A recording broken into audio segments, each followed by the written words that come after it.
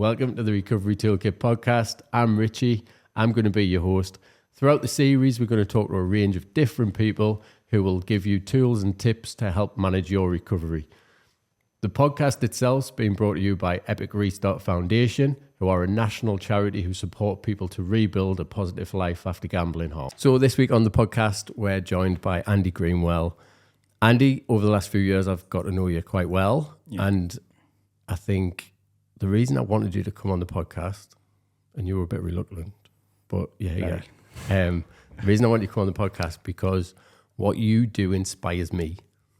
And I think that's what this podcast's about is how do we inspire people? How do we give them hope? How do we show them actually there's a new way of living? And I think that's what you've done for me personally. Yeah. And I know that has a ripple effect on so many other people as well. So we'll touch on a little bit of your past, a little bit about who you are, and then we'll get into like what you're doing that inspires me. I think that's the main part. Yeah. Tell us about Andy. Who are you? Where are you from? Where did you grow up and stuff? Yeah, I'd like to think I'm just a regular guy, to be fair. Grew up in the West End, Newcastle. I had a pretty good upbringing, to be fair. Spent like loads of holidays up in Scotland. My grandma and granddad had a caravan up at Eyemouth. So yeah, pretty modest sort of upbringing. Really grateful to my mum and dad. Like I say, my grandma and granddad as well. Struggled a little bit at school. More like sort of attention and whatnot. But you know, turned out to be quite an actual all right guy. You know. Yeah. All right, guys. What do you do now for a living? Director of a business. So set up in 2019. It was purely just a conversation in the pub with one of my mates, and we're talking and we're sort of looking at each other about how hard we work, and I don't want to say too much, but like we're working for a company and we didn't feel appreciated. So we both just said, like, you know, what's the worst that can happen if we set our own business up and see where it takes us. That's just over since 2019. It's just getting bigger and bigger, and it's growing to a stressful monster now, I guess. And that's everything, isn't it? Everything's like great until a point where it becomes quite stressful, doesn't it? Everyone sees the good stuff around running a business, but actually it's hard graft. Yeah, it is. We keep reminding ourselves that we set this up so that we could better our lives and we could have a laugh on the way. And sometimes you do get caught up in how stressful things are, you know, whether it be wages, whether it be workflow, and like people say you're having a little bit of a better lifestyle, but they don't realise the stress that actually goes into to developing the business into what it's became. Yeah, and I think that's something we might touch on in a bit, like how you manage that stress and how you cope. Yeah. Obviously, this podcast is run by Epic Restart Foundation. We're a charity that help people through gambling harm. Yeah. Your story around gambling is a little bit different to most. Yeah. And again, that's why I wanted you to come on and share it, because my firm belief is there's not one pathway. There's not one way of recovery. There's not one way of, you know, overcoming your struggles. And you've done things your way. And that's what I respect the most, is that you've found a way that works for you. Tell us a little bit about that. Yeah, so I think my sort of my gambling issue is more in the bookies on the machines. Yeah, and I kind of look back and when I was at college, I used to go to college, and then on my lunch break, I used to spend as much time as I could on the bandits, and back then it was just like, you know, your coins in the bandit sort of thing. And then, like I say, that developed into more on the machines when they came out, the roulettes and whatnot. And it got we used to get paid every week, so it was weekly pay. On a Friday lunchtime, we had our wages in our bank, and a few we used to go to the bookies and feed notes into it or whatever. And that developed into I would class as I would say it was an addiction. Although I didn't see it like that at the time. Yeah. And I remember leaving the bookies thinking, this isn't right. You've wasted an absolute fortune here. And I did ban myself from the bookies. So at that point you kind of go, because I never really had an issue with betting on horses or dogs or football or anything. If I did gamble, it would be, for me, the way I see it, it was a couple of quid here and there. So I decided to put my own boundaries in place. Yeah. So I still don't go into I don't go into bookies, but occasionally I do go to the horse, the racing or whatever, and I don't mind. I've got me limits. I stick to them. But yeah, my boundary is I don't go into bookies, and it's worked. It's never been an issue for me since then. So what I didn't see as an issue, I didn't see it as an issue. I look back, it definitely was an issue. I say especially that day that I came out of the bookies, I realised even though it wasn't hurting us financially, I knew it was deep down. I knew there was an issue there, and like I said, I've set these boundaries up now, and I'm comfortable with it. I'm really comfortable with it. And I think we've had lots of conversations about this as well, and I know how comfortable you are with it. And there was a bit of apprehension of coming on the podcast and going, do I come on the podcast and share that? Yeah. And I'm like, of course you do, because that's your journey. Yeah. And I think that's the joy of having these conversations with people is I get such a spectrum of, different people, different backgrounds, different sort of underlying issues potentially to why they went down that road. But actually you've recognised it. You've probably recognised it a lot earlier than some of the people that come on. Yeah. And that's why you've been able to just manage it in your way and put them boundaries in place. And I think the fact that, you go to the races every now and again on a corporate or whatever, through work and you enjoyed it, that I don't think there's anything wrong with that. I think it's discipline, and I kind of look at life with discipline now.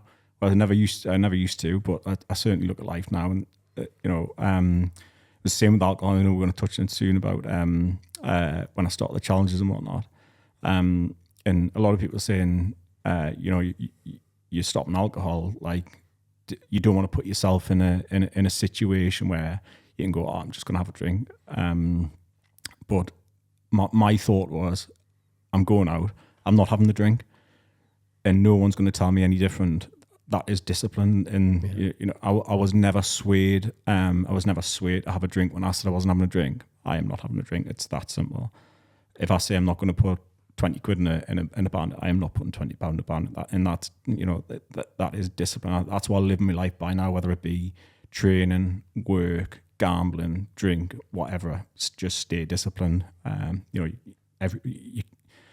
like to think I'm quite strong now. And I wasn't sort of 5-10 years ago. I wasn't that strong. I was probably quite weak looking back now, but I've managed to develop myself quite a bit. And now I would say, I'm disciplined. I love that word for you. I hope the listeners love that word for you when we get a little bit more into your story, because I couldn't think of a better word for you. Some of the stuff I've seen you do lately, like without discipline, doesn't happen, does it? No, absolutely not. Like I mean, like you say, some of the training and whatnot that I'm doing now, you have to do it. It's a non-negotiable. Yeah. If there's a training session there, it's a non-negotiable. Just do it. It's discipline. Yeah, and that discipline far outweighs motivation. Mm-hmm. Totally. So you mentioned motivation, discipline.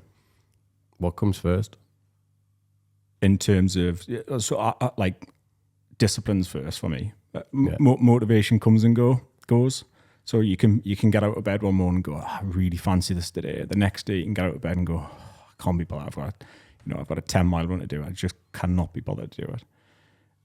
Discipline has to take priority, and if you stay disciplined, your life improves. Yeah, like I say, motivation can come and go in a whim. It's there 1 minute, it's gone the next.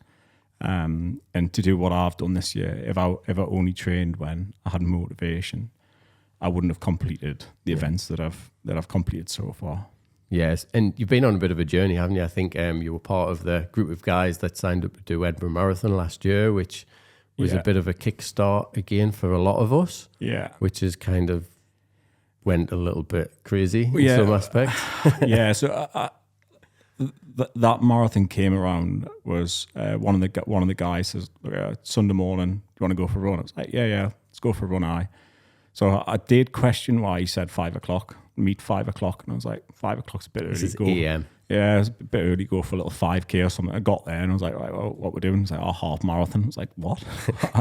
I think the most I'd done was like a 4-mile run or something like that. So I managed to do it anyways, and we're out and we're talking, and a few of the lads were saying, you should do Edinburgh Marathon. I was like, absolutely no chance. type of guy I am. Afternoon, I'd booked to do Edinburgh Marathon. And that was kind of the starting point for the journey that I've took on this year. Yeah, and I love that because we all need that goal, don't we? And I think that's a big part of your life now. You know, I talk about a lot of people, and I firmly believe that through recovery, it's about creating a life that you don't want to escape. It's about creating a life that you enjoy. It's about having challenges. It's about having goals. It's about looking forward. Yeah. We can spend a lot of time looking backwards and trying to deal with trauma, pain, underlying issues. But if we're never looking forward and we're always looking back, we kind of stay in the story. We stay stuck in the old story. So I'm a firm believer in having these ambitions, having these goals, having these things to work towards that really light you up inside and give you an excuse and give you a reason to stay disciplined, get out of bed and go and do something, because it's generally something that's greater than yourself. Absolutely, yeah. I always think, like I do think there's a time to reflect. But I think if you look in the rear view mirror of a car and that's all you look at, you're going to crash. Like, you've got to look through that windscreen where you're going, because that's far more important than where you've been.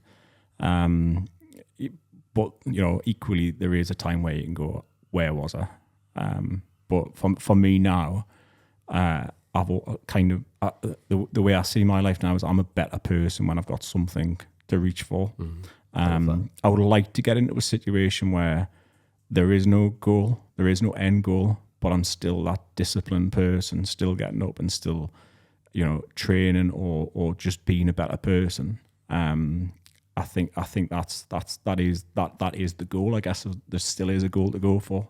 If you manage that, Andy, you've got to bottle it, because it'll be worth millions. It's difficult. It's difficult, isn't it? But it's like, I definitely think that's where I want to be. I want, you know. So, and if you put yourself in that situation, you're ready for anything that life gives you. Yeah. You know, if transferable skills, isn't it? It is, absolutely. And the stuff that you've just spoke about, you know, starting a business 2019, pre-pandemic, going into a pandemic, that must have took some resilience to keep that going, to grow it to where you are now. It was a strange one. It kind of made us. Right. Yeah. It kind of made us. So we just started a job just as COVID was hitting, and the company we're working for, obviously when it was allowed, was kind of like, there's no one in the office. Like, give us your health and safety docs, and you can just crack on, because you're not causing any disruption here. And when it first hit, like, I was looking and thinking, God, just like, what outlay is huge on materials and whatnot. We're not going to get paid now for possibly months. Like, how we're going to get past this stage, and very, very quickly transformed. To be honest, it just flipped totally around. And like I say, that kind of propelled us, and that kind, the company looked at us and went, actually, like, these are good guys. These will do anything for us. And kind of, like I say, that was the turning point for business for us. Yeah, and I think you sometimes need them sliding door moments, don't you? It was a golden ticket. The client was a golden ticket. That moment was it was just, everything just fell. It was just perfect. It was perfect the way it fell. But but don't get us wrong. So although there's an element of luck, there's a lot of hard work that went into getting that opportunity. So your opportunities only come by hard work, I think. I'm so pleased you said that, because my next question was going to be, so were you just lucky, Andy?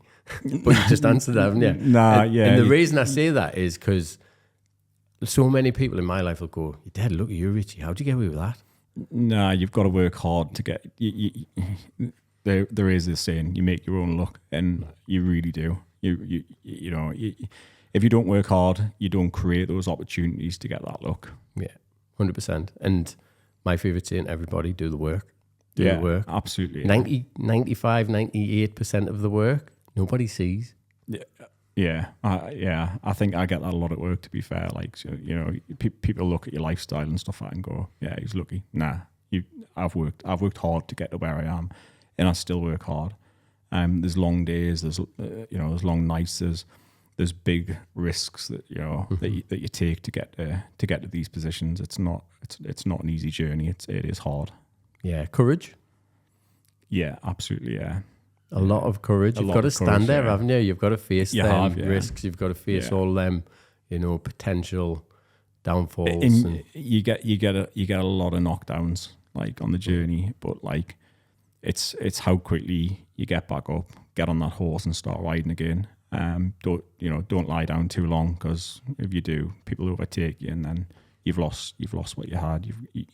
It's inevitable that you get the knockdowns that you weren't expecting, but you get knockdowns from people trying to knock you down as well. Yeah. But you've got to just stand back up, get going again, get back on that horse and keep riding.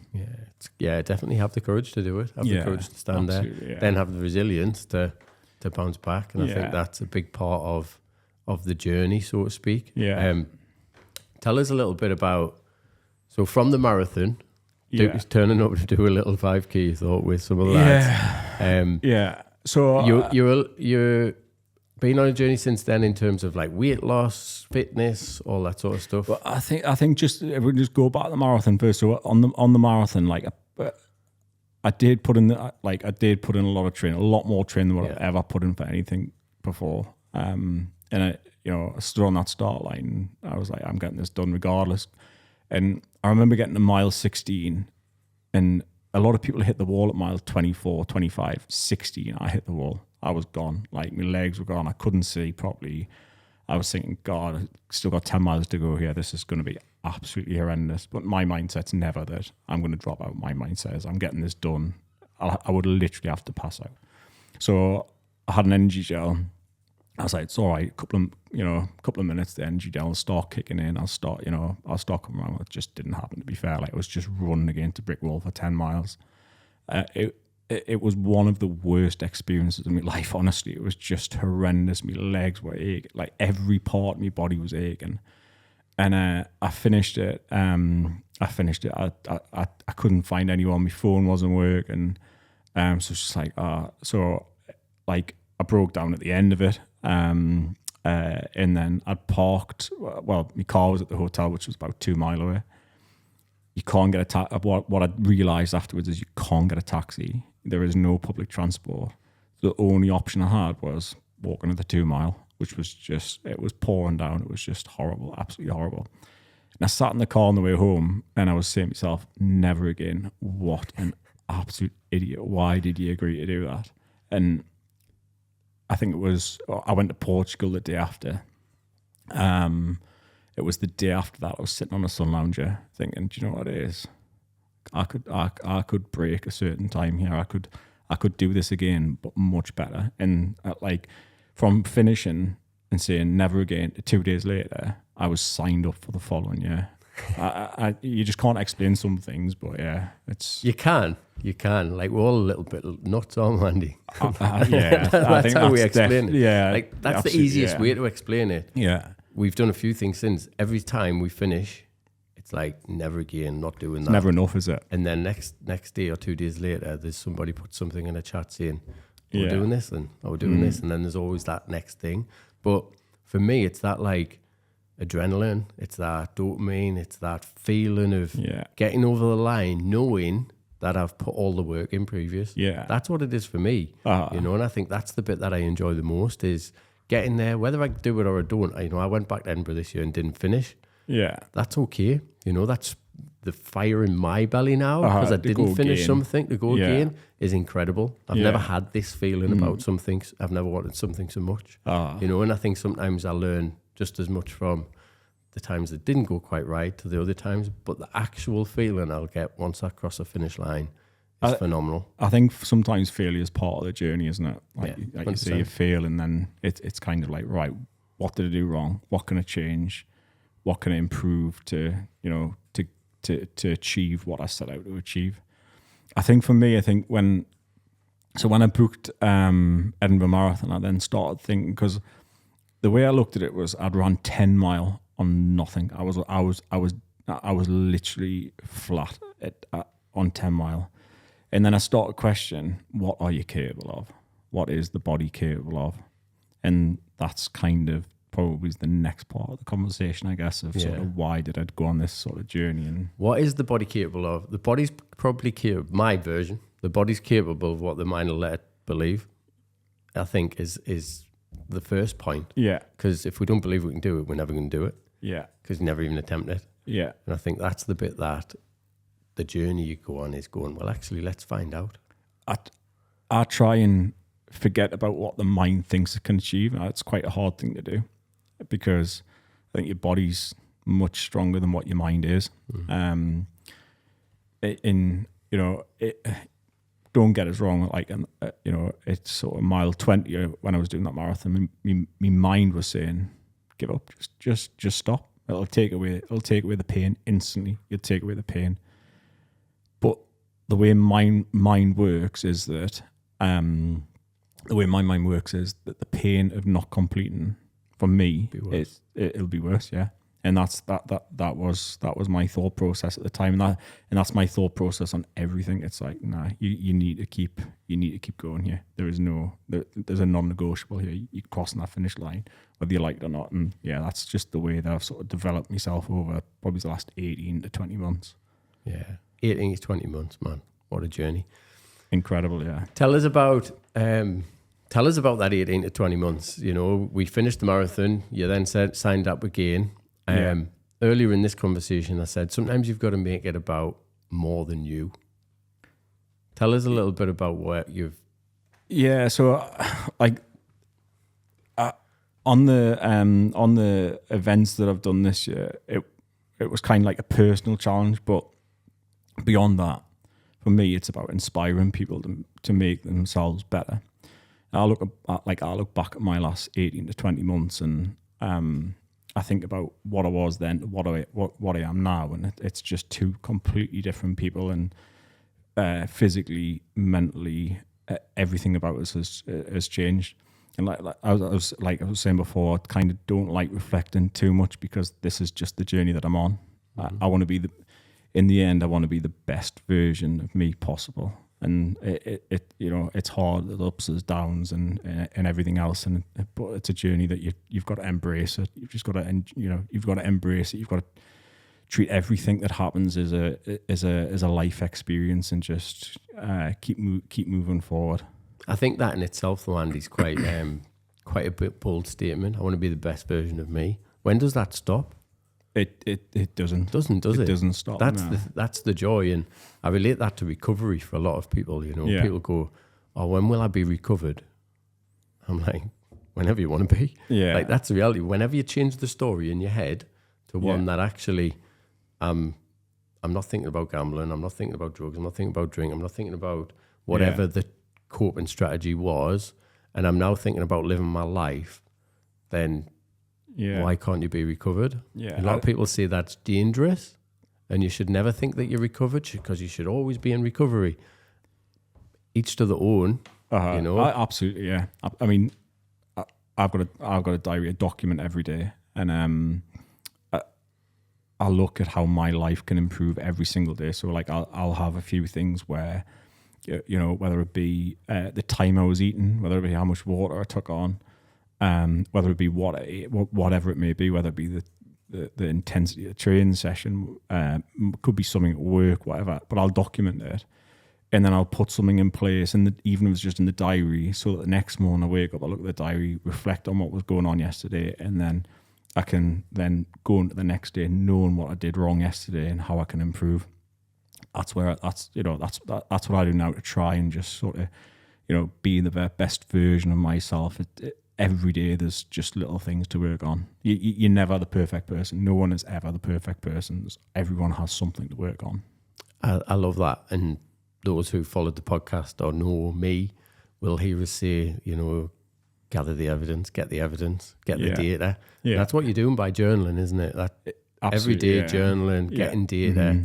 And when you actually write it down, reflect, look back, look for opportunities to learn, all of that's like priming new pathways in your brain to say, don't do it like that, do it like this. Yeah. Let's try that way. Let's build this new habit. Let's go down that road. You may document something and change it. And so I could have documented something yesterday. I'll change it today, and at the end of the day, I'll still write it down. And that could still be wrong. Yeah. It'd still not be the right way. And or worse. It could be worse, yeah. And like I say, life is a journey. You've just got to keep working things out for yourself, really. Yeah. Tell us about the challenges, Andy.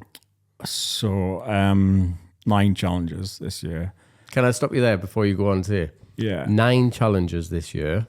When you started this, it was like 5, and then it was 7. Yeah, and then it was 9. Where did all these extra ones keep coming in? I think that's probably relating back to an addiction. To be totally honest, so like Obsession. Obsession, yeah, absolutely. It all came about because, like I was saying before, about how much can you physically push your body.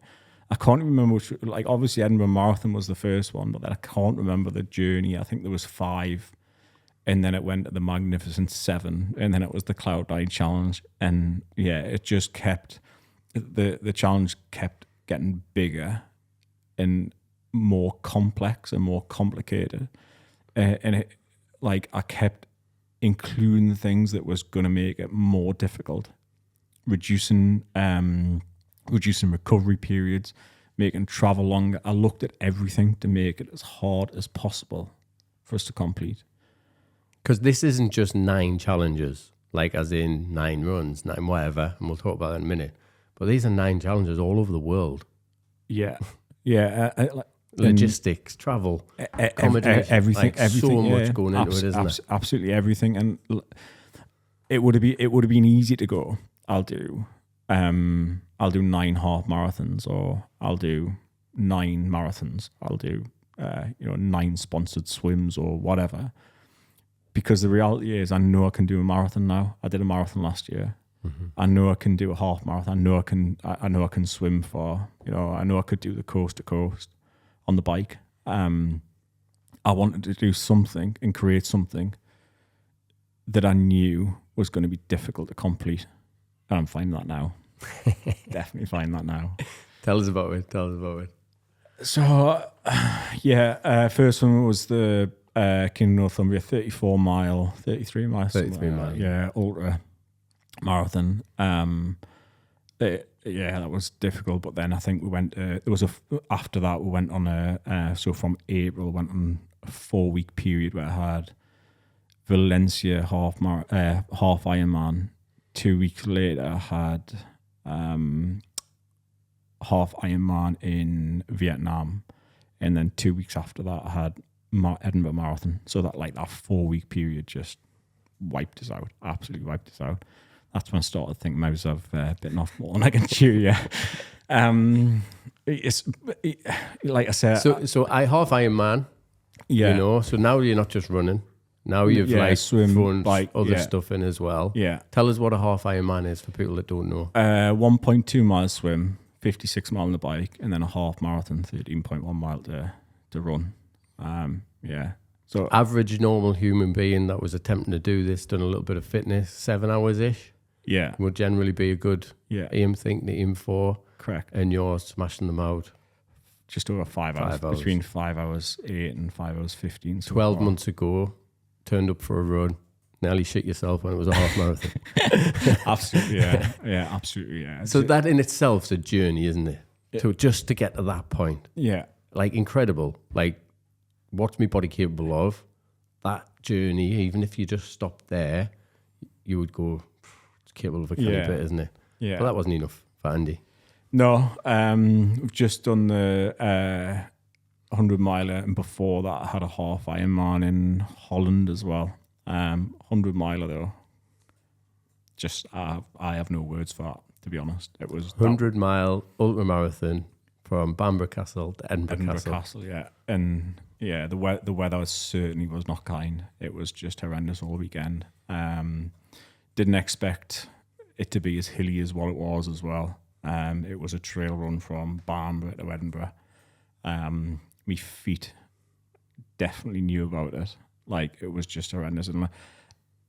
But a lot of people say, what's that feeling of crossing the finish line? I was just glad to be finished, to be honest. It was a little bit emotional, but I was just glad to be finished. It was just seeing that finish line was probably the best sight of my life. It was just, I was done. I was absolutely cooked at that point. But you kind of look at life and go relentless forward progress. And, you start, you do 20 mile, you go, I'm a bit tired. I got to mile 48. My legs were absolutely aching. My mind was racing. in a different way. In a different way, my mind was racing, thinking, "You are absolutely knackered. You're not even halfway." But it was equally saying, to drop out of this, you're going to have to pass out. You're going to keep going and keep going and keep going. So at mile 48, I was actually thinking, is my body capable of getting to 100 mile? Mile 48 as well, by the way, was, I want to say 10 o'clock at night, maybe, just before, something about that time. Yeah. And it was just starting to get dark. It was. So you've got 52 mile to go, and you're entering nighttime. Nighttime, yeah. What was that like psychologically? It was something different. I was kind of glad. When I signed up, I was like, I'm going to do loads of training in the night. I never did any. I literally never ran in the dark once. So it was a little bit different. When I put that head torch on, it was just a different feel, and I started to feel a little bit better mentally, a little bit better physically. I mean, I don't know how you get a second wind after running 50 mile, but I did. I got a second wind after 50 mile. And do you think that's because our brains now got something else to focus on? Like, we've got this head torch on, you're now more mindful of every step. You haven't got the scenery that you had. Your head's not racing all over the place because it's concentrating on something new. Yeah, and I've been working with a guy to try and to help us through these challenges as well. So I started using like visualization techniques, and before the run, I'd already visualized feeling tired, feeling stressed. I visualized running in the dark. I visualized what it would feel like, the air, the rain. I visualized all that, the mud. So I kind of expected this at some point. I was expecting to feel knackered. I was expecting to feel tired and drained, and but there was just something about the nighttime which I just really enjoy. I think it was from mile 60 to 80 I ran. You walk, ran 60 mile. You've got 60 mile, and then you went, do you know what it is? Let's go for a 20 mile run. And I don't know how my body did it, but we ran from 20 to 80. I think I walked 2 mile into North Berwick. I'd run out of water. So I went into North Berwick, and that was the pit stop. And I walked in. Honestly, it was just like a room of zombies. Everyone was just knackered. But for me, I felt elate. I felt like on top of the world still. I was still in a good place. Don't get us wrong, I was aching and whatnot, but like I was like, I've run 80 mile. I'm nearly there. So my mindset, I was counting down now. I wasn't counting up, I was counting down. But yeah, I think the visualization techniques definitely helped us. And during that, it was, you get like I say, between that 60 and 80 mile in the dark, almost everything against you, but still to keep that positive mindset. Like that positive mindset means so much. It can just take you to places where you don't think you can go. Yeah, I love some of the things you've mentioned there. Visualization. Yeah. I've visualized running in the dark. I've visualized the rain, of the smell, all that sort of stuff. Our brain doesn't know the difference between doing it and thinking about doing it, really. Yeah, so actually, you're saying, I've never run in the dark. You kind of did a little bit because you've already prepared your brain to do that. Yeah. And I think that's such a powerful thing. And people say, oh, it's get woo-woo shit and all that. But actually, you're proof that it's helped you get through that situation, isn't it? Yeah, absolutely. I visualized the sun coming up as well. And I knew once the sun started coming up, I was finishing that day. So like all these things was just, it was like I'd visualized the start of the finish. I almost knew what to expect from running out of Bamburgh to running across the finish line in Edinburgh. It was exactly as I expected, to be honest. Exactly as I expected. The pain was there.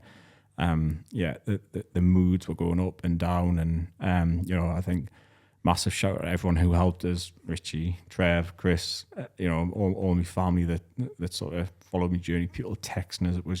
It was amazing. Like getting all that support. Like at 3 o'clock in the morning, I was FaceTiming one of the lads, and it was just because he texted, obviously, so like FaceTime on the lads. And it was those little bits that actually just kept us going. It's a bit distraction as well, though, isn't it? Oh, it massively helps you just get to that next little bit, and like life, like recovery, like the journey that most people are on. You just need them little bits to check in and keep Correct, you going yeah. and get you to the next thing, get you to Yeah. the next place. It's And about breaking it down. yeah, How do you break it down? A lot of people say, it's like 10 mile walks. And I'd broke it down because when I was a child, I'd visited these places. So like when I'd already visited Dunbar, so like I knew what to expect when I got there, and I knew that I wasn't far from the next pit stop. And it was, for me, it was all the way along that coastline. I kind of knew it already, and I was just sort of embracing it, and it was bringing back childhood memories as well. So yeah, it was. Yeah, that was a difficult one. I'm not going to lie, that was a difficult one. And what number was that? What number challenge was that?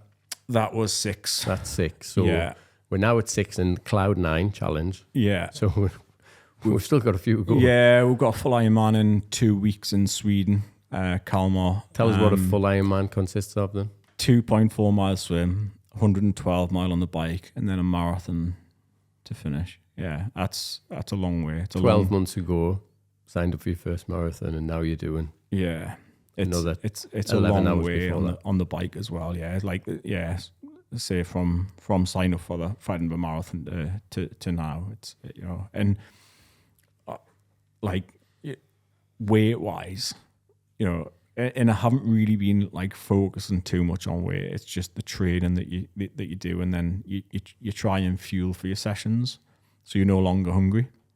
But yeah, like I think I've dropped 2.5 stone, I think so, and that's just by, like I say, just by volume. Yeah, volume of training. Yeah, volume of training.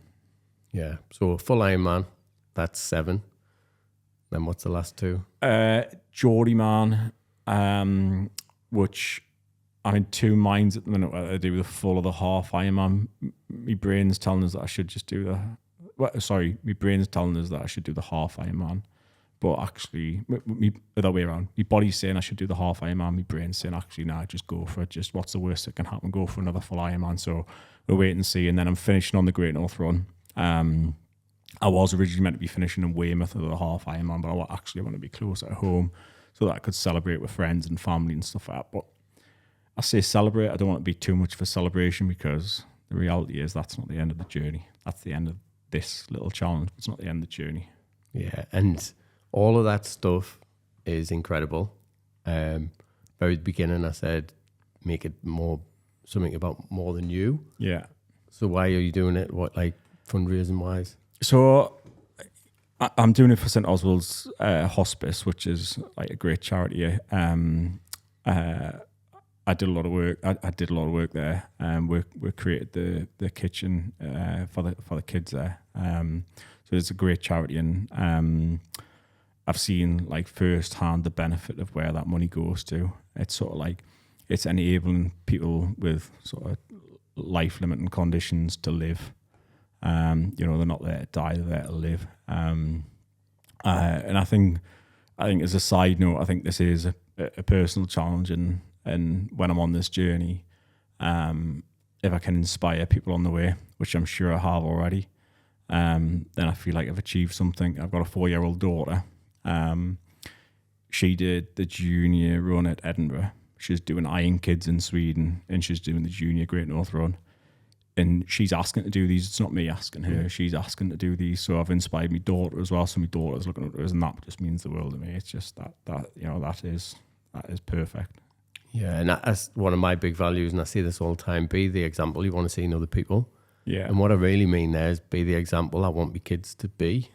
Yeah. Yeah, and absolutely. Through my journey, people know my kids got into running, and they love all that sort of stuff as well. So I don't think there's any more, poignant thing to mention than that. Yeah. Other than what I want to finish on, Andy, I'm going to pull this out of you a little bit. You've just said, this is just the end of this challenge. Yeah.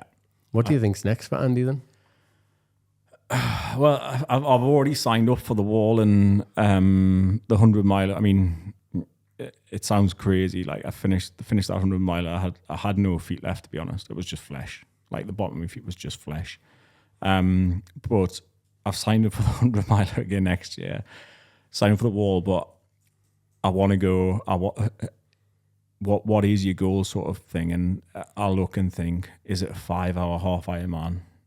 It would be nice to do a sub 5 half Ironman, but I don't want to who sets the limit? You set your own limits in my book. I want to do the best time that I can possibly achieve next year. And that obviously means aligning everything, aligning food, nutrition, aligning your training, ensuring that you've got the right support team around you. That your family, your friends, people that surround you every day, making sure that they're the right people.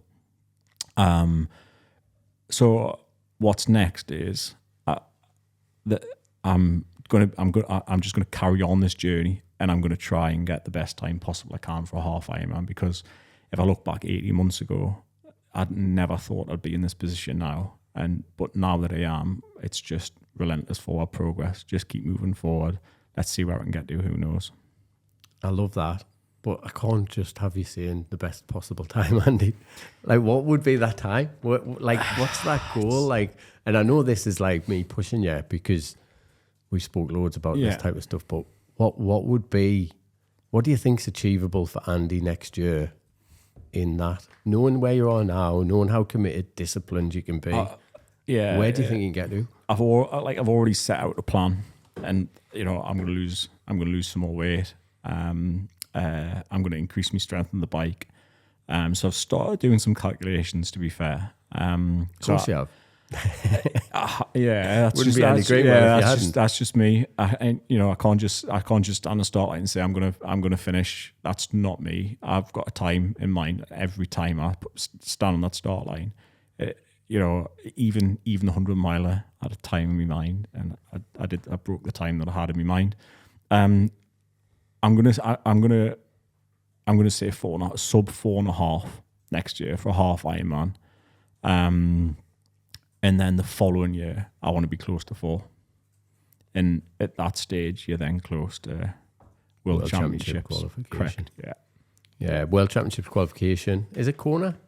Is that far off? Or is that the full? It changes. Yeah, it changes. I think the half's in Marbella this year. Right. But it changes year to year.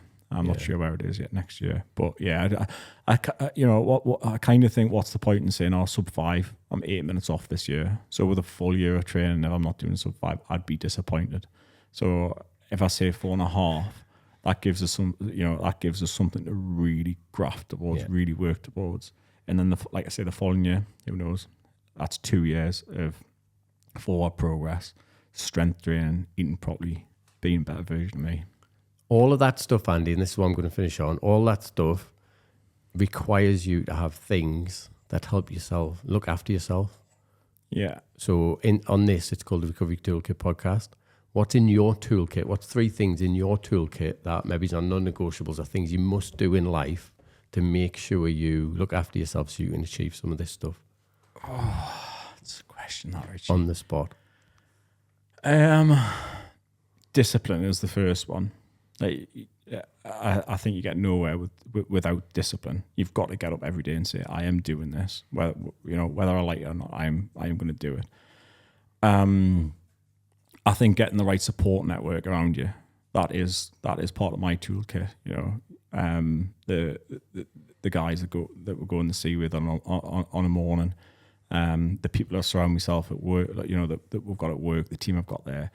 My friends who go to the football with, and this is kind of what I think I mentioned this to you last week, that when I said I was going to stop, drinking as much, I would go out on a match day, and I was expecting them, when I was saying, I'm just going to be drinking zeros, I was expecting a little bit of peer pressure, and when I was like, I'm just drinking zeros, there was no peer pressure at all, and it was crazy to have that. It was like, it was more like, it's like silent support, isn't it? Yeah, it was all right. Yeah, and surround yourself with that, with supportive people. Really, it's huge.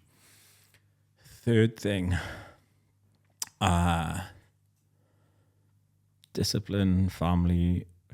Family's probably the next thing. I want to be there for my daughter more than anything. Seeing her face. One of the best moments I've had of all these challenges is listening to my daughter shout, "Go on, Dad," when it comes to the finish.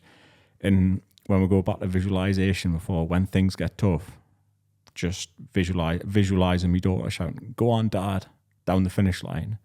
that takes the pain away from me, and that allows us just to keep moving forward. So whenever I get a downtime, I always just think about my daughter, to be honest. So yeah, family, friends, discipline. Andy, I'm going to end it there. Thank you very much. And I'm Thanks only very ending it much, there because Richie. I'm going to start crying if I don't. So thank you very much. It's Thanks been a very much, pleasure. aye. I've loved watching the journey. And like I say, you do inspire me every single day. So yeah, let's see what Iron Man I do next year. Thanks for having us. Thank you. Thanks for listening to the Recovery Toolkit podcast. If you took something positive from it, then why not subscribe? If you or somebody you know has been suffering gambling-related harm, why not head over to our website where you can join our community? The link is in the show notes.